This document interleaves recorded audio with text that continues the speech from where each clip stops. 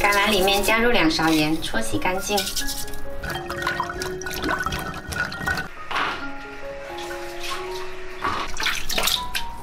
洗好了，把水分沥干。烧热一锅油，油温7成热的时候，把橄榄放进来炸。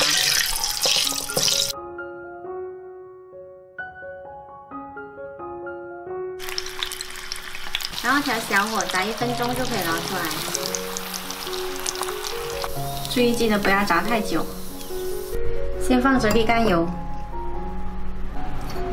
先为陈皮用清水泡发，然后刮去白软，再给它切成细丝。我们来准备一个白糖跟清水，3份白糖配1份清水。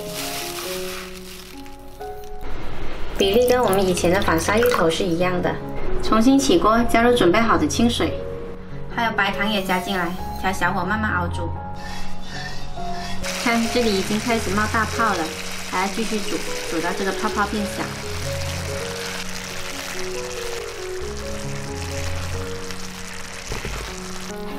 熬煮到上面的泡泡呢变得浓密的小泡就可以关火啦。然后把陈皮加进来。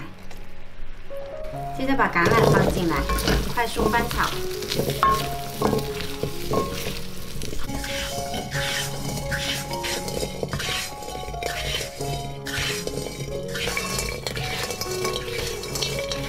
好吃回甘的反沙橄榄，喜欢的话可以试一下哦。